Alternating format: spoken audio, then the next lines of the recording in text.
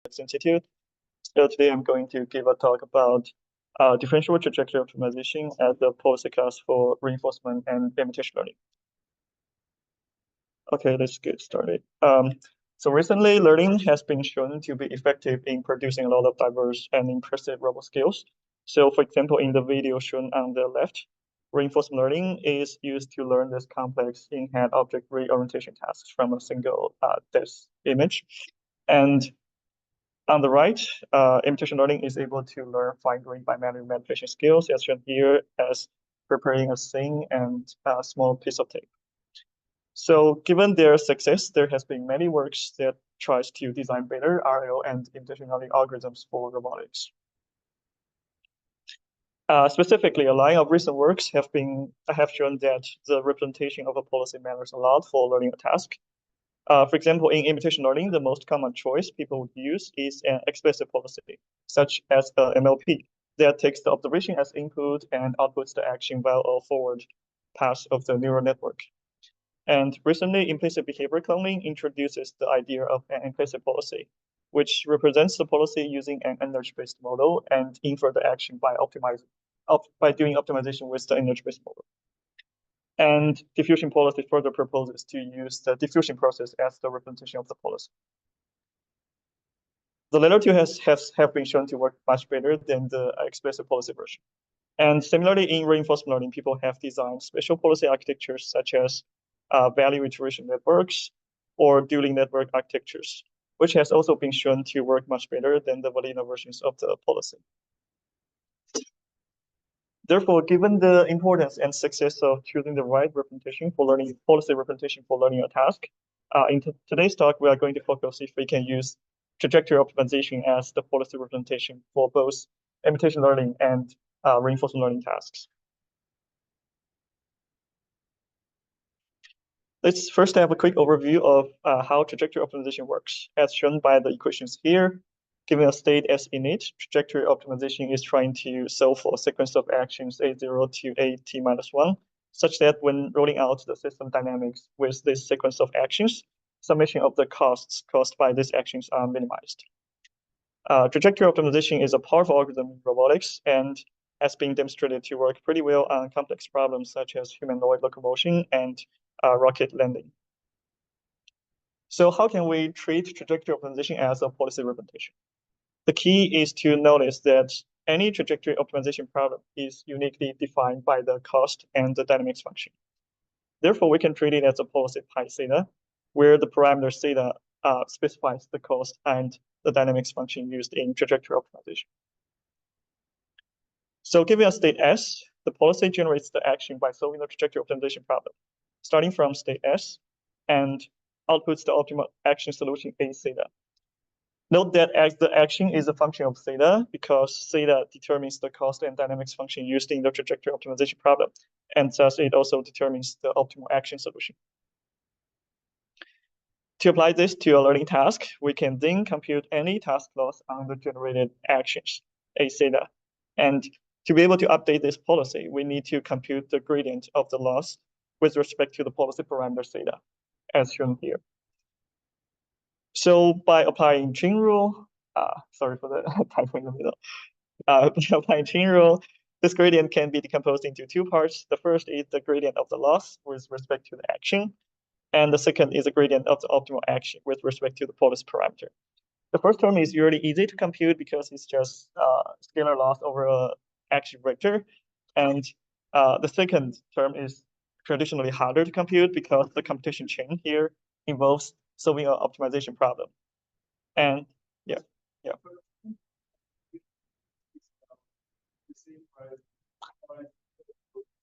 Yeah, we can do it either way. It can be open loop. It can be a whole action sequence, and we just execute it once in an open loop fashion, or we can also replan in a resetting parameter fashion. Yeah. Right.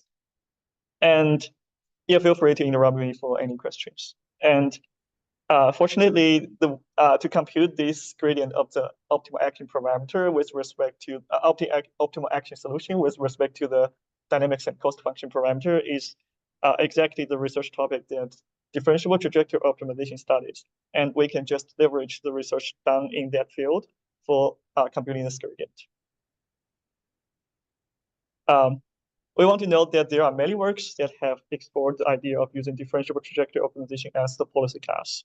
Some of the earliest works that explore such an idea are differentiable MPC and differentiable CEN by Amos et al., which we'll introduce a bit later, and where they developed a differentiable LQR and CEN algorithm and tested them in imitation learning and control setting with low dimensional states.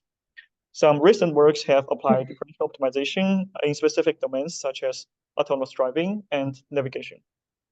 Our work, we're going to introduce one of our work which follows this line of research and show that such idea can actually be scaled up to modern deep model-based RL and imitation learning algorithms with high dimensional sensory inputs and actually achieve state-of-art performances in those cases.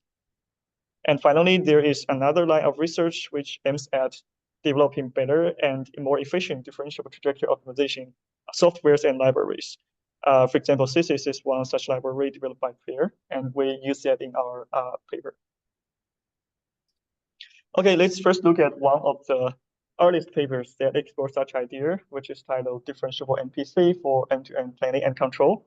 This is work done by Brandon Amos et al. From CMU, Georgia Tech, and Bosch Center for AI. The type of trajectory optimization problem this paper studies is LQR, linear quadratic regulator.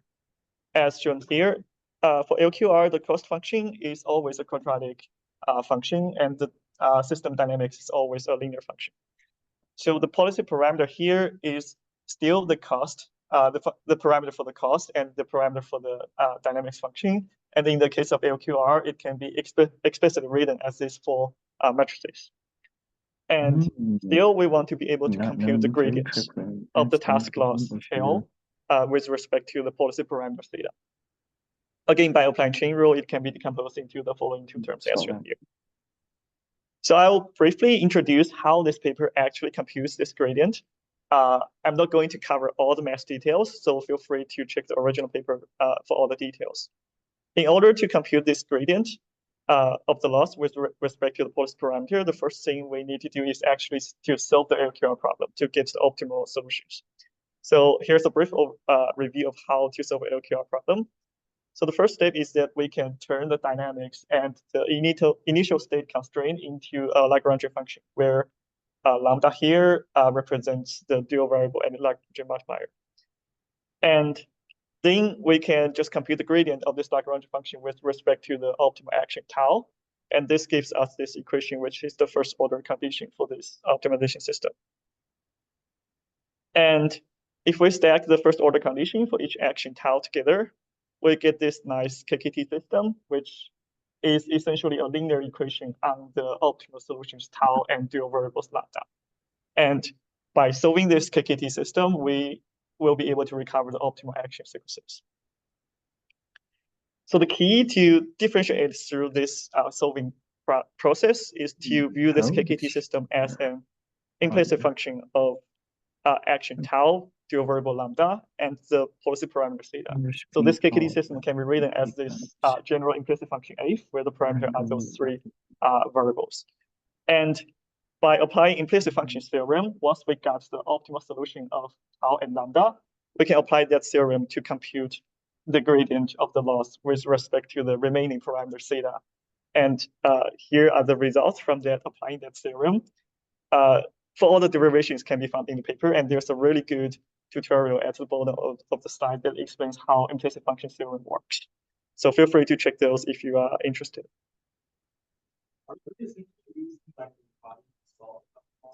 You can use whatever process to solve the LQR. So implicit function theorem only requires you got the optimal solution and the gradient of the loss with respect to that optimal solution. And yeah.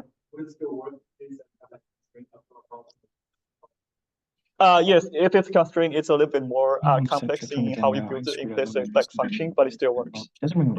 The key to implicit function theorem is only saying that if you want to take the gradient of a function of, let me put a later point. If you want to compute the gradient of A with respect to theta, this gradient can be computed using the gradients of A with respect to tau and lambda. If tau and lambda is the optimal solution. So essentially, like you don't have to unroll the computation chain of solving the KKT system, but you can use whatever method you got to get the optimal solution. And from that optimal solution, you can compute the gradient with respect to the remaining parameter. Yeah, for details, feel free to check the original paper and the tutorial. But LQR is kind of a restrict class of problems, and the paper further kind of extends this to non-convex settings where the problem is represented in general by an MPC. The cost function can be non-convex, and there can be a box constraint on your control inputs.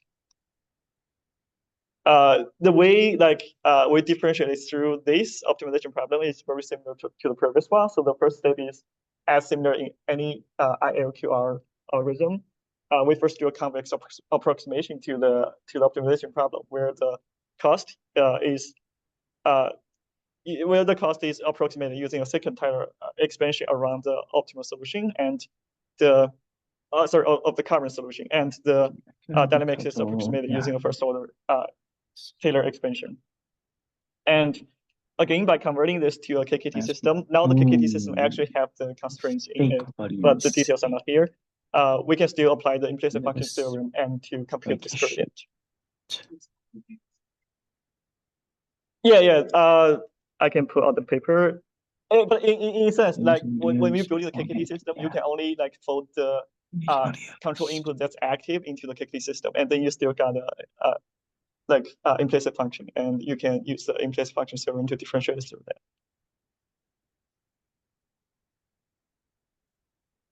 Yeah. The way you build the KKT is through rounding over both the equation and inequality constraints.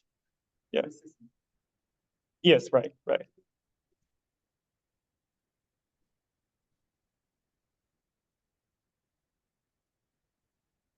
Yeah, it's not doing recurring. Yeah.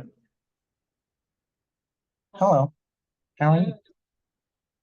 Yeah, it's a big cookie. The Abbey. I was gonna take the shuttle. Yeah, it's not using any dynamic programming or recurring recursion to solve it. It's just solving a QP. Yeah.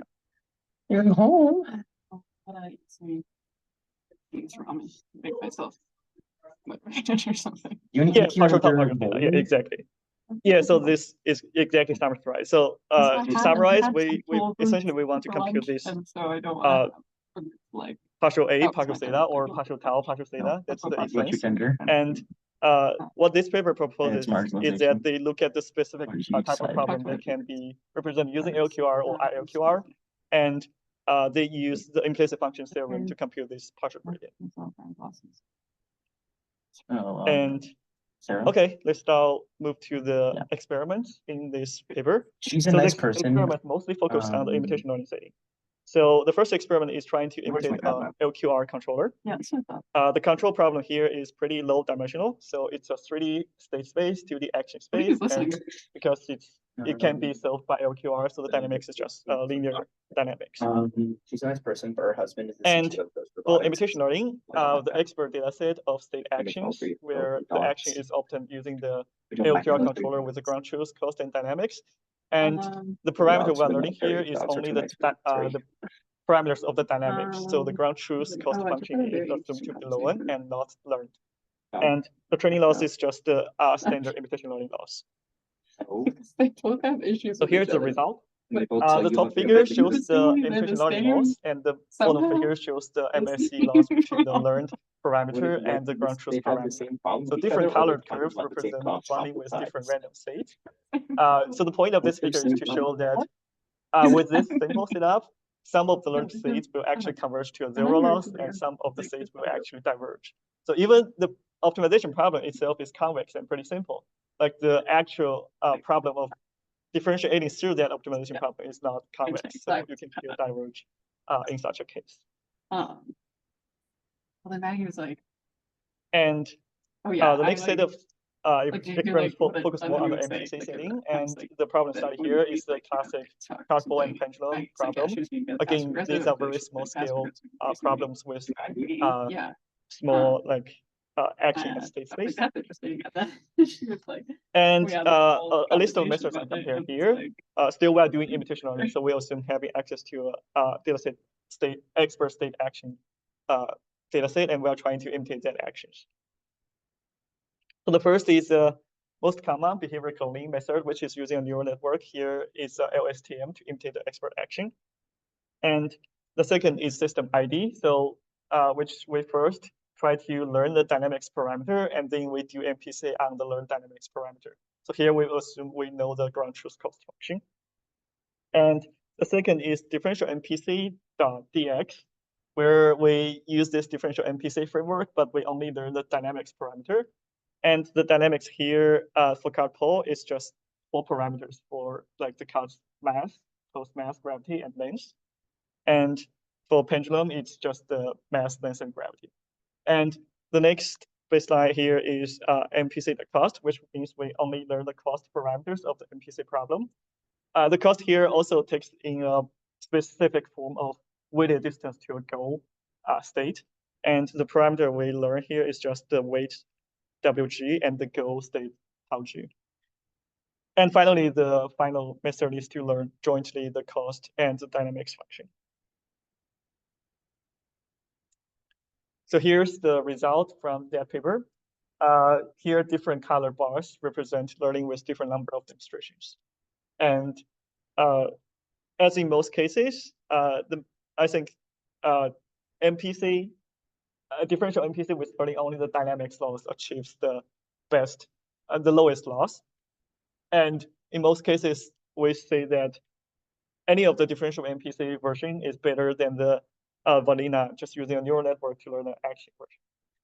It's interesting to see that system ID actually outperforms differential MPC when you learn the cost or when you learn both the cost and the dynamics. Although if you perform differential MPC with only the cost, with only learning the dynamics is kind of a little bit better. So this is probably due to that the gradient computed from this differential MPC process is not robust enough to handle the case where we are trying to optimize a lot of parameters, as in the case of MPC then cost.dx. So because it's learning more parameters than the system ID, its performance is actually not as good. The cost is assuming to be the ground truth cost. Yeah, right, exactly. So they are just learning part of the system, and MPC then cost.dx is learning the whole system. Yeah, everything here except system ID is all doing behavior cloning. Yeah, and system ID is just learning the dynamics, and then you do MPC on top of the learn dynamics. Yeah, good.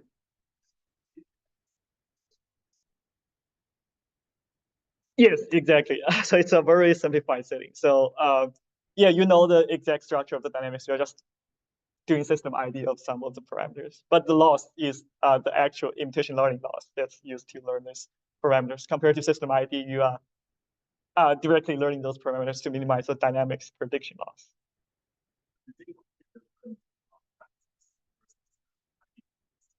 Yeah, there's one experiment on that.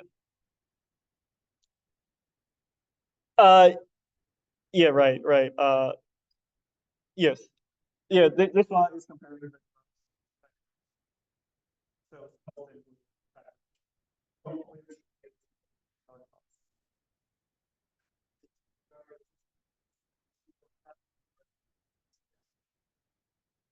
exactly.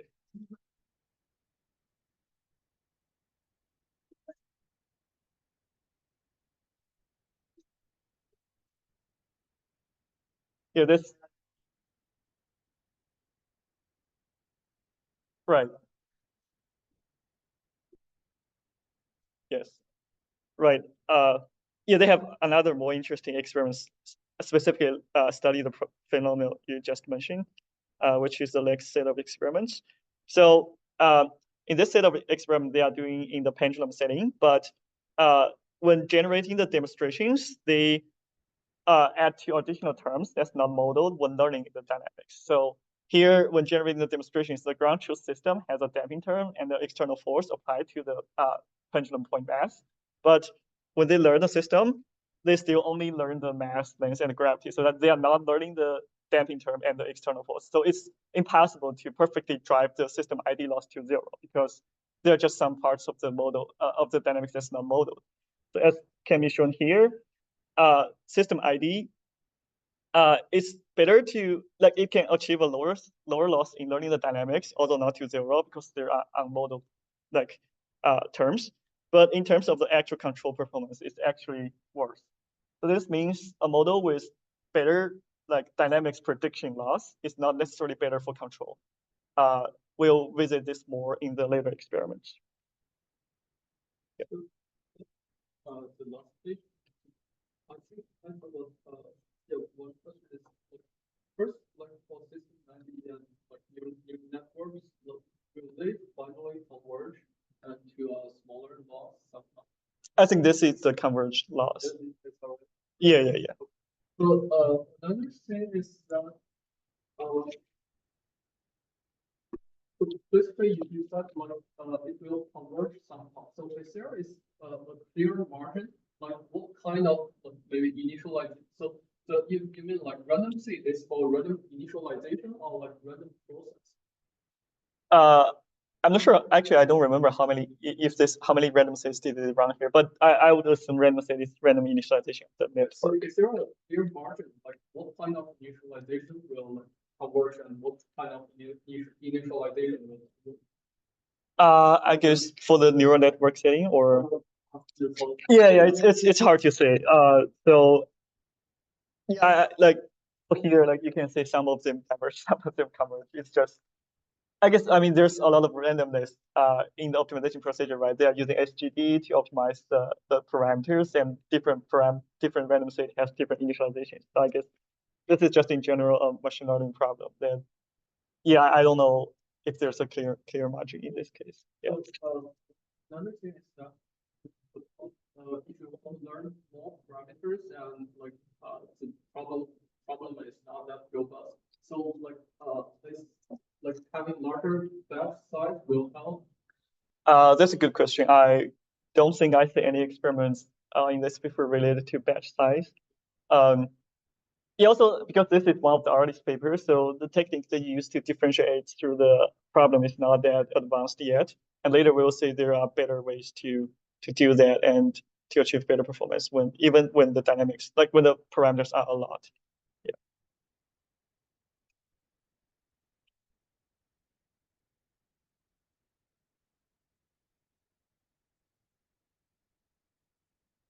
Okay, so that's all for the first part. If you have any more questions, feel free to ask. And then I will go into the second part.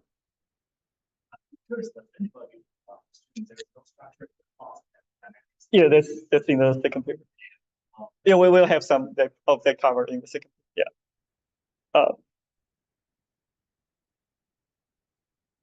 Okay, so I'll move to the second part, which is actually one of our recent work, which kind of extends on this line of idea, but scale it up to more high-dimensional problems and more general cost and dynamics functions. And we also show this not only works for imitation learning, but also reinforcement learning. This is joint work with Yufei Wang and my advisors, Professor Zackory Erickson and Professor David Hill. So going back to this core slides of using differentiable trajectory optimization to as the policy representation, in this paper, we focus on problems where the cost and dynamics are just represented using general neural networks instead of just a few parameters and structured models. And the input is high-dimensional sensory input, so no longer just 3D or 4D like robot states. And we show that we can compute loss in both imitation learning and reinforcement learning case. And the way we achieve some part of this is because we leverage on recently proposed differentiable nonlinear optimization library called CSIS.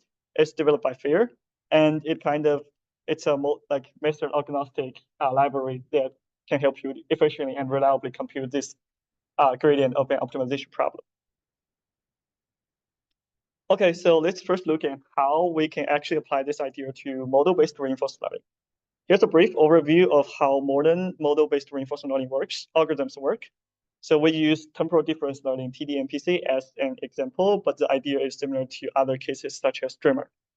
So the high-level idea is to learn a latent space from the high-dimensional sensory inputs and then perform planning in the learned latent space.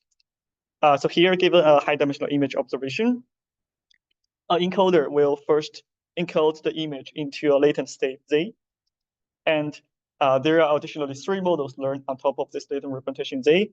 The first is a Q value predictor that tries to predict the value of the state. And the second is a reward predictor that tries to predict the ground truth task reward associated with this state. And the last is the policy pi, which is learned on top of this latent representation. This policy pi will be used at test time to generate the policy actions. Given an action, an additional latent dynamics model d theta is further learned to predict the next latent state.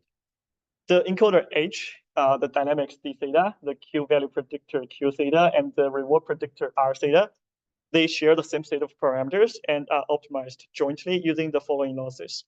The first is the reward prediction loss, such that we train the model such that it can accurately predict the state, the reward of this latent state.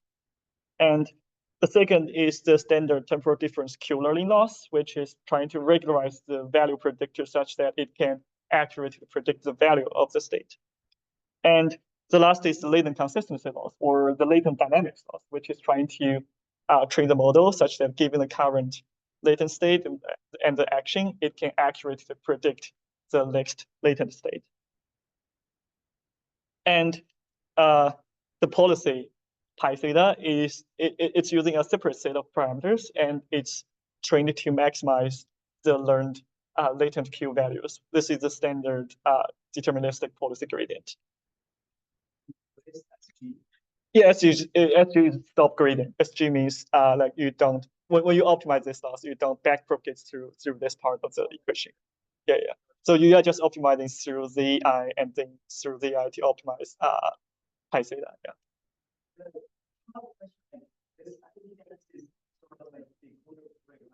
Yeah, it's decoder free. Yeah.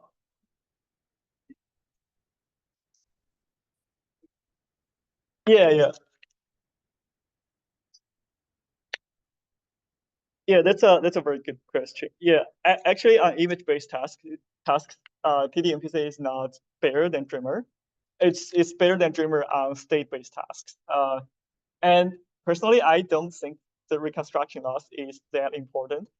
I mean, mathematically, it's needed to form a sequential VAE in the Dreamer case, but personally, I don't think like you need to capture everything you need from the, like you don't need to reconstruct every pixel for the input, because some of the pixels just do not like inform your control. So yeah, personally, I prefer this style of not without the reconstruction loss. Yeah, and you can repeat this training process across multiple time steps. So that's how the model is trained. And at test time, given an image from the environment, it's first encoded into the latent state using the learn encoder. And then MPPI, which is a gradient-free evolutionary search algorithm, is used to generate the actions. MPPI is performed in the latent space using the learned latent reward predictor, Q predictor, and the latent dynamics model. So this is the objective MPPI is trying to maximize, and it's subject to the latent dynamics constraint. And another thing is like the learned latent policy pi theta is used to generate a fraction of the actions when doing sampling in the MPPI process. This is great. However, there is a subtle yet important issue, which we kind of already talked before, is the model and the whole latent representation is trained with the objective to accurately predict the next state, the reward, and the value. On the other hand, the objective of the policy, or the true objective that we care, is for the planned actions to achieve as high return as possible in the environment. So this is clearly a mismatch between these two objectives. And indeed, this has been characterized as objective mismatch in model-based RL in recent works. And I quote one of the sentences here is, the model is trained to maximize the likelihood, but then it's used for control to maximize the reward signal that's not considered during training. In other words, dynamics model that's effective for specific task do not necessarily need to be globally accurate.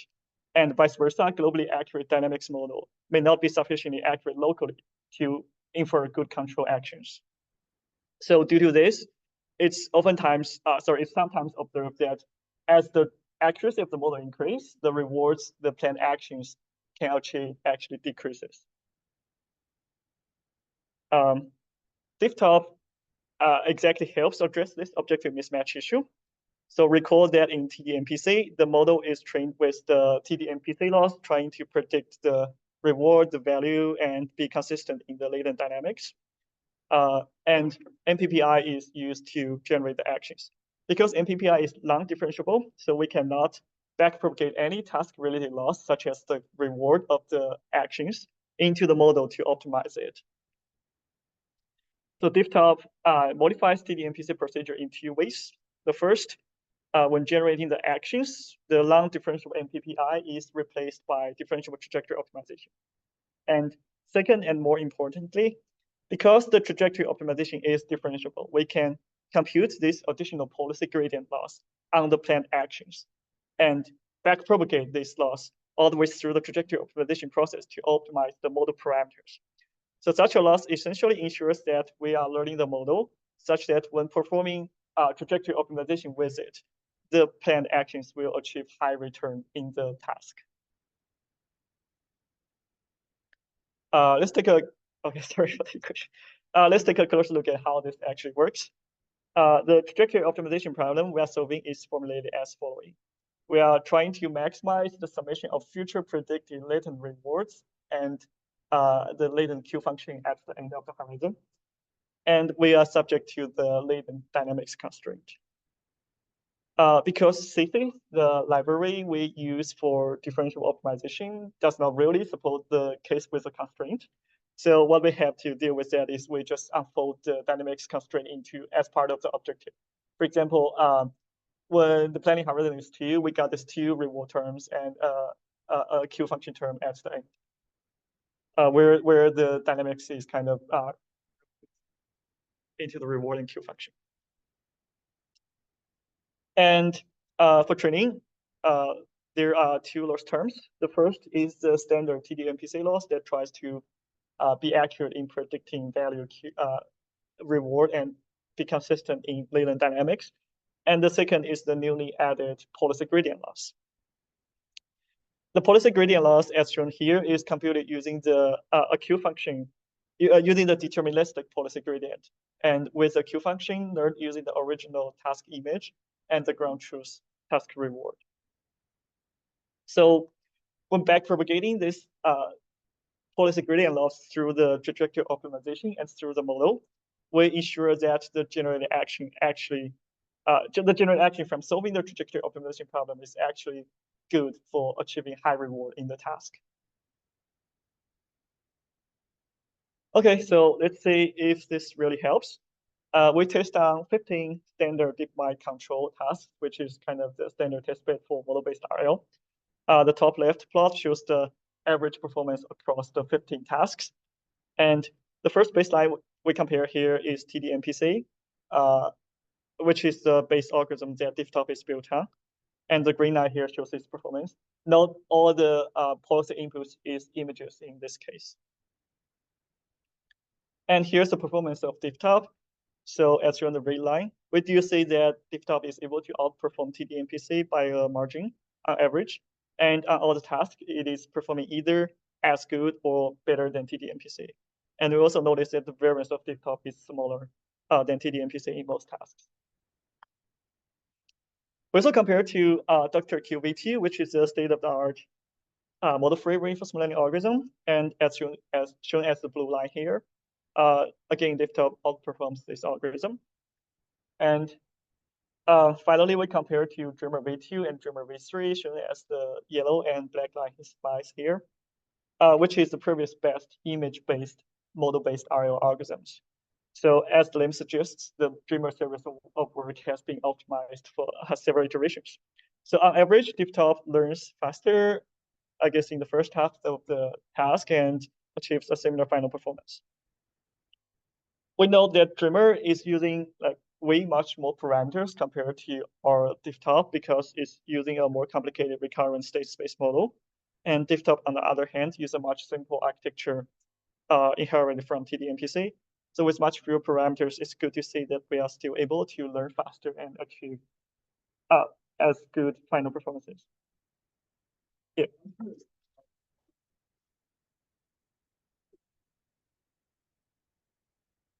That's a very good question. I have a slide of that at the end of the talk. Yeah. Okay, so we'll now show some ablation studies. Since DeepTop has two modifications compared to TD-MPC, where the first one is we replace MPPI to trajectory optimization. And secondly is that we add the additional policy gradient loss. So we are not sure if it's just due to that we added the policy gradient loss and back propagating it through the model makes it better, or it's just simply because trajectory optimization is better than MPPI for solving the objective function. So the results are shown here. So the black line here shows DeepTop with just replacing MPPI to trajectory optimization. And we can see that it just performs roughly the same as TD-MPC on average. So it is indeed that adding the task-oriented policy gradient loss and using it to learn the model leads to the performance boost.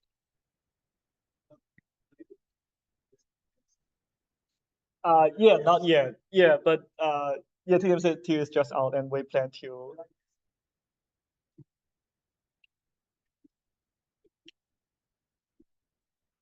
Yes, yes. The focus of TD-MPC is mostly like for multitask learning, so it applies. Yeah. So it has a lot of tricks in like normalizing the reward, the observation, and yeah. I would guess it probably would be similar, but we don't have exact experiments to support that.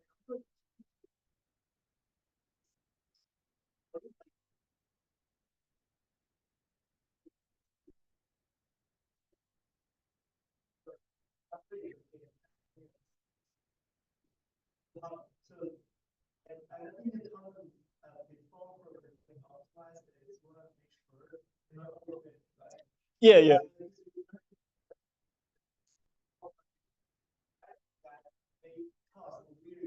Dynamics. Yeah. Right. I think one thing is that we have this original TD-MPC loss that's also it's regularizing the process to. Yeah, exactly. We have that ablation in the next slide. Yes.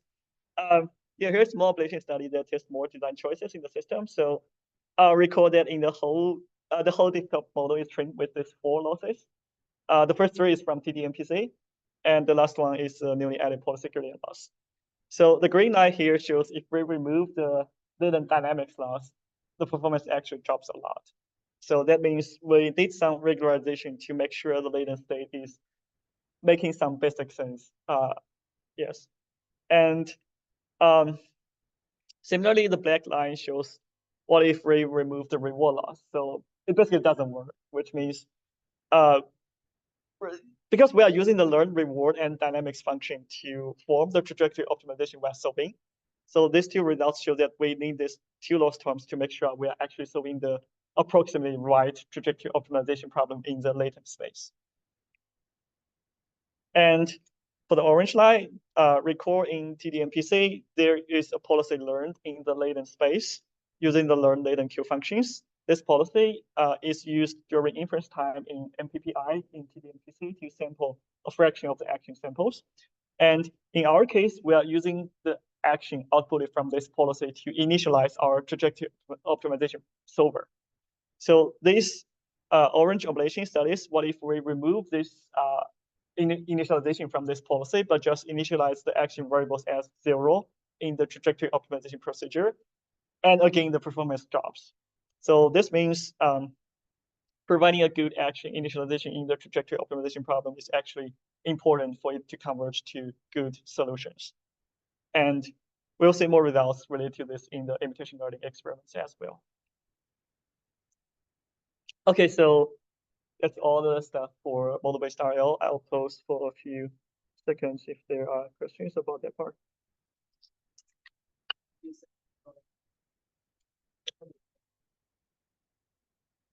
Yeah, we have a slide on that. Yeah.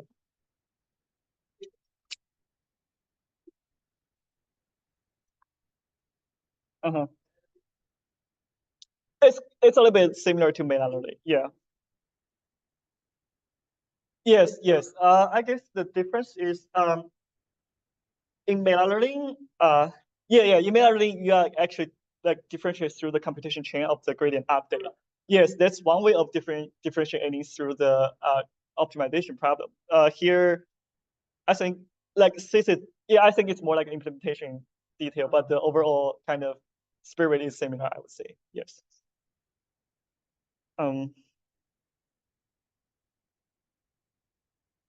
Yes, and that's all the results for model-based RL, and we'll now move to the imitation learning part.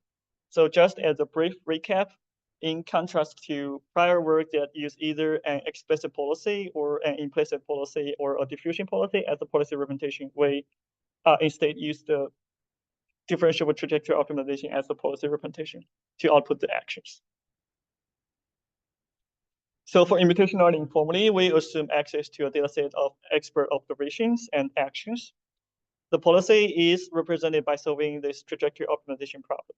So here we no longer have a reward function or a Q function as in the reinforcement learning setting. So we are just representing the cost function as a general function f. And the policy parameter again specifies the parameters for the objective function f and the dynamics function d. The training loss is now simply the behavior cloning loss to imitate the expert actions. So one property we want an imitation learning algorithm to have is the ability to capture multimodal behaviors in the demonstration, as different demonstrations might solve the same problem in different ways. So in this paper, we use a conditional VAE to handle such multimodality, where the observation is treated as the condition. So at training time, given the expert action and observation, we'll first encode them into the latent vector Z. And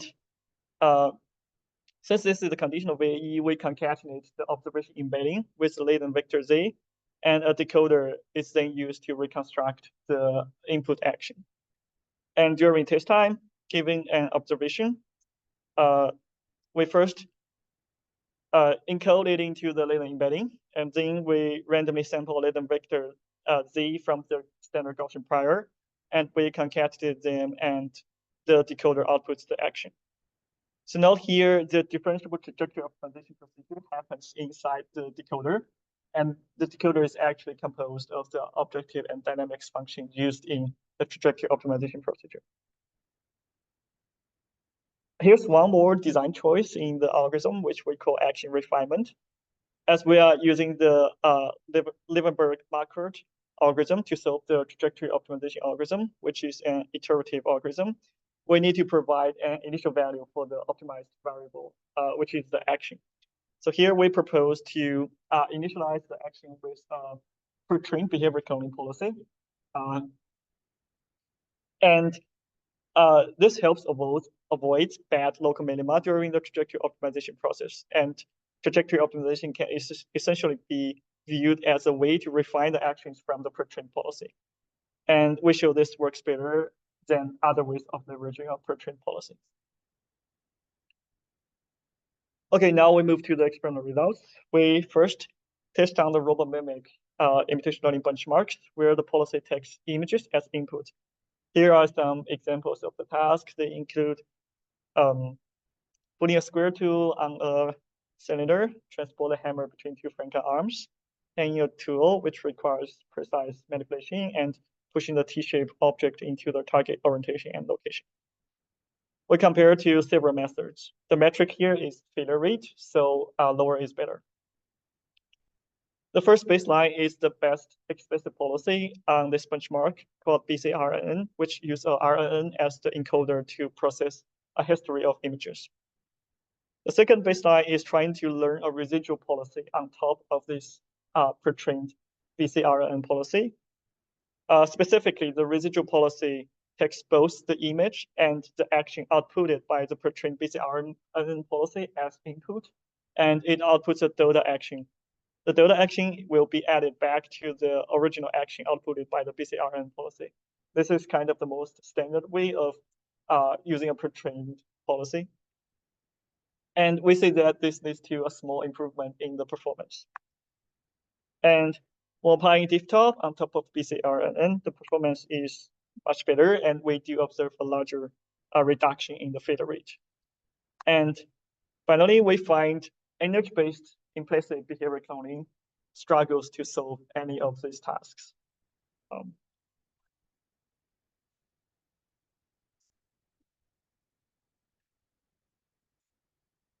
Yeah, we copied their results. So if you look at their result, like the success rate is almost 0. Yeah, I can put.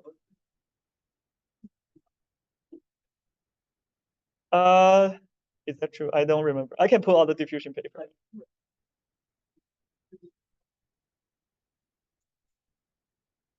Yes, right. But like, yeah, but when they just have very similar results. I can pull out the paper.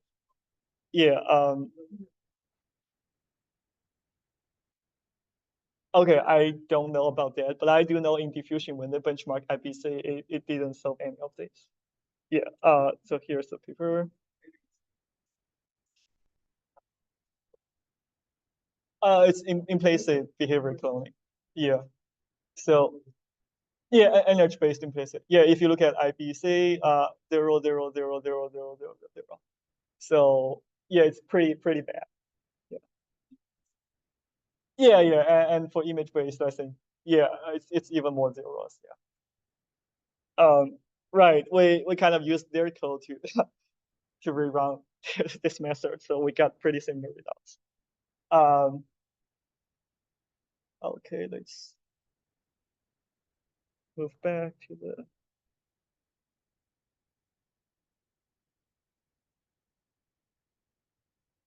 Okay, so we also compare against the previous state-of-art method diffusion policy on this benchmark. So here we know that the failure rate of diffusion policy is already pretty low on these tasks, and adding a residual policy on top of it doesn't really change the performance at all. With DiffTop, even if the performance of diffusion policy is almost already saturated, we are able to reduce the error rate a little bit in further on some of these tasks.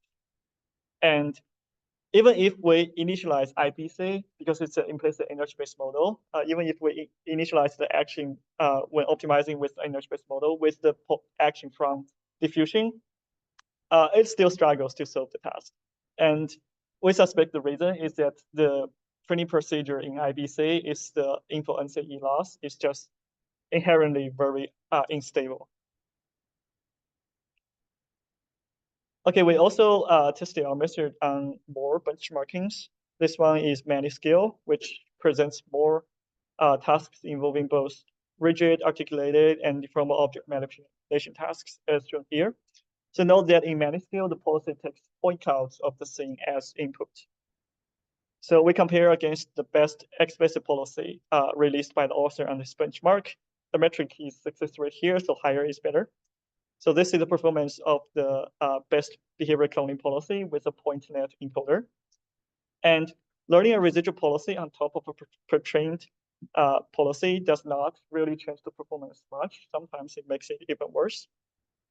And again, DiffTop is able to consistently improve the performance on all tasks for a larger margin.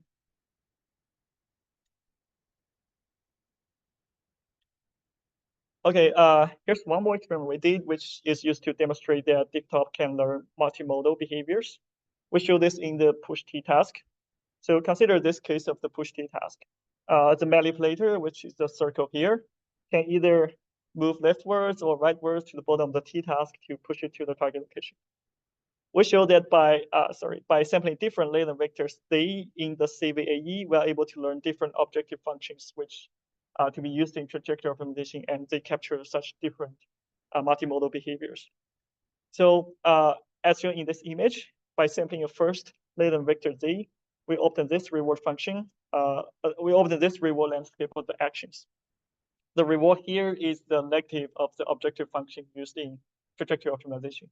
So in task of push T, the action is 2D, moving either X or Y directions. So here the two axes represent those two action dimensions, and the color indicates the reward of that action. And here we show that if we sample a different latent vector Z from the conditional VAE, we got a totally different reward landscape. So if we perform trajectory optimization on the first reward landscape, it will converge to this action A1. which actually corresponds to moving to the rightwards of the T object to push it. And if we perform trajectory optimization from the same initial location, but on the second reward landscape, it converges to a different action A2, which actually corresponds to moving to the left of the T object to push it. So such ability to capture this multimodal behavior might be important for certain applications.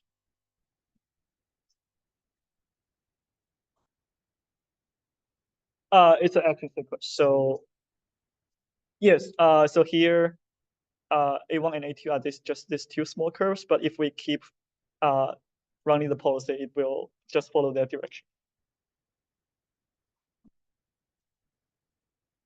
This is the learn reward.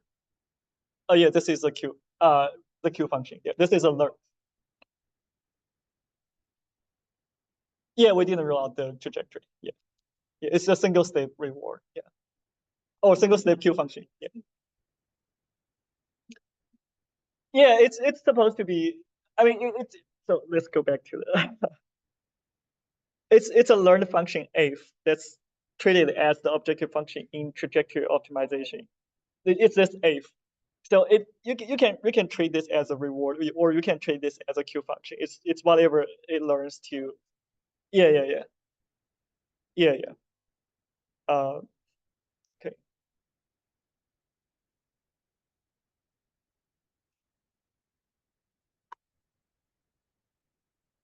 And here's an ablation study showing that how important it is to initialize stiff top when with the action portrayed from a behavior cloning policy.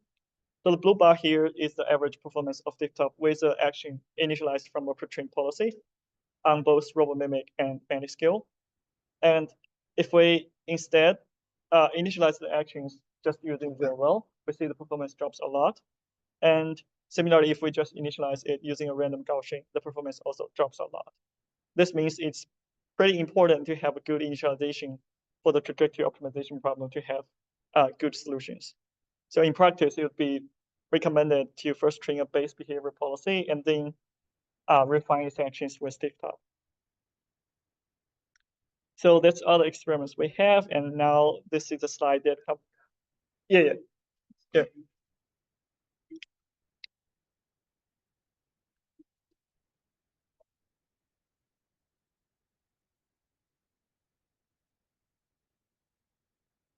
Yeah, it's a per-train policy. It's a policy trained just on the same set of demonstrations.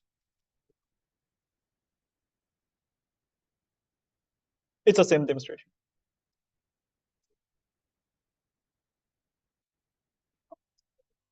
Right. Or let me go back. No, the policy objective, that's in the model-based RL.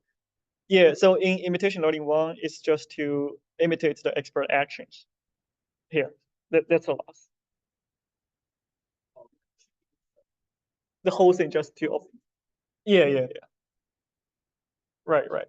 And by using a pre-trained behavior policy, we mean like when solving this trajectory optimization problem, we initialize the action variable to be optimized as, we can initialize it as 0, which is the most common choice, but we can initialize it from a pre-trained BC policy.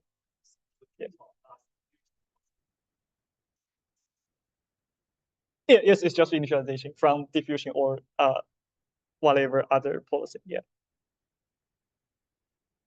Yeah, and last slide I think I have is about the computation time, which you have asked for. Oh yeah, here, sorry. Yeah, so yeah, that's one of the limitation of the current form of desktop. So here we are comparing the training time, CPU time, like work clock time in terms of days on the x-axis for these 9 model-based RL algorithms. And you can see in most cases, it takes much longer for desktop to finish training for 1 million environment steps. And that's just because like solving the trajectory optimization problem and back-propagating serial is taking much longer time. So computation-wise, we are not as efficient as some of the other methods. Yeah, inference time is actually okay. So I have the number here, like I didn't put the number here. So solving the trajectory optimization problem is about like 0.05 seconds, so 50 milliseconds. It's much faster for MPPI. MPPI is 0.005 maybe.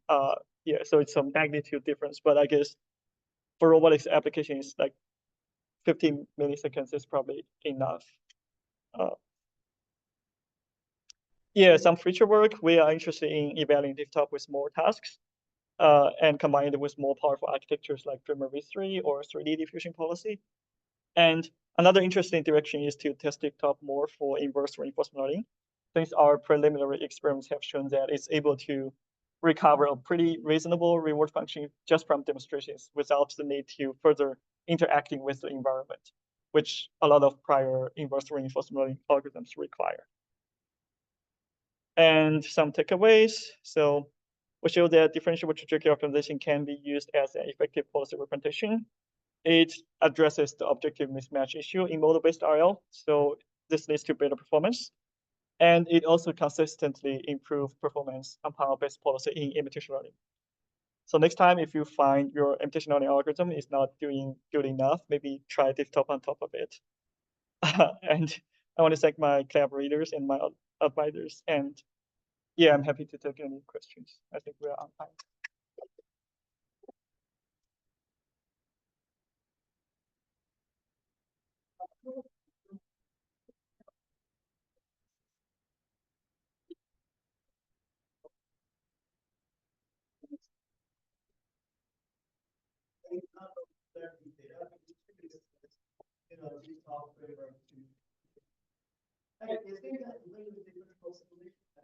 Yes, yeah, sure.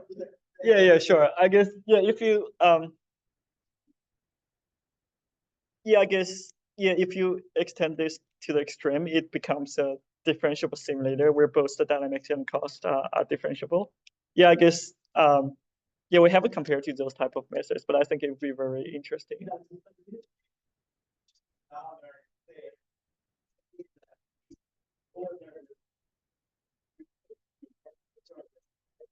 Yeah, right, exactly. Yeah, we haven't tried that. Yeah, I guess, but in the real world, I mean, you won't have this nice known dynamics, right? So you probably want to learn that as well. Yeah.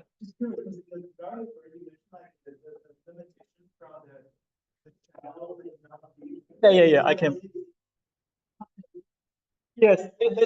Right. Yes, exactly.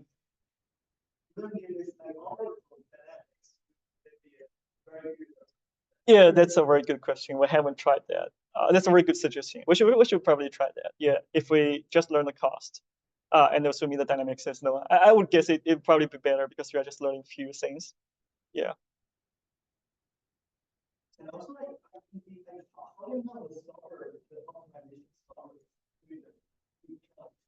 Yeah, you mean yeah, the system.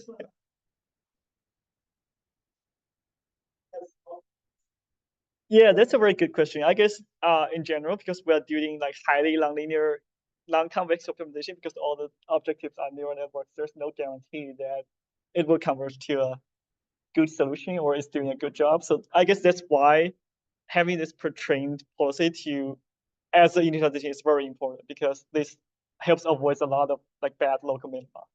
And yeah, our experience do show it's important. Yeah. But I guess in general, there's no. Yeah, I'm curious to know if there's any way to like know whether it converged or like how good is converging for a non-convex problem.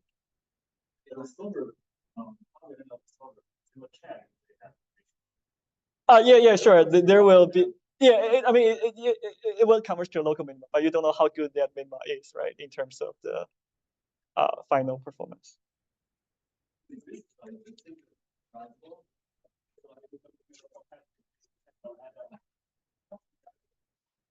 Yes. Wait. Yes. Yeah, it's parallelizable. Like everything is running on batch here, so it's yes, it's a conversion. Yeah, and a lot of like GPU CUDA acceleration. It's torch. Yeah. but a lot of like custom written like course. Yeah.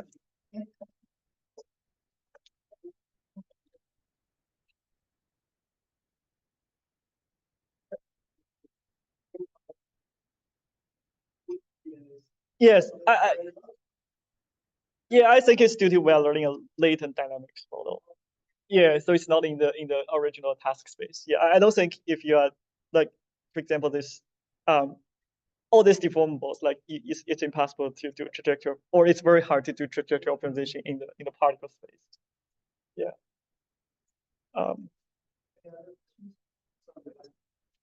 Thanks for the questions. Yeah.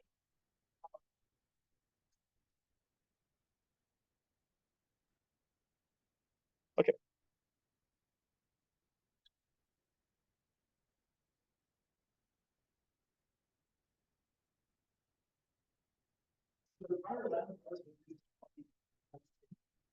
No, part one is a already published paper. Yeah, differential MPC is a published paper. Yeah, it's the same paper. Yeah, right. It's a lot of stuff. Yeah, we hope. No, it's the same paper. Yeah. Yeah, we try to make it more complete.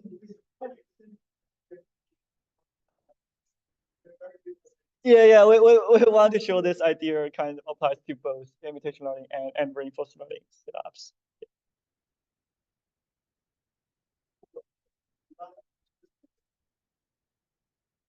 Okay. Yeah, thanks for the interest.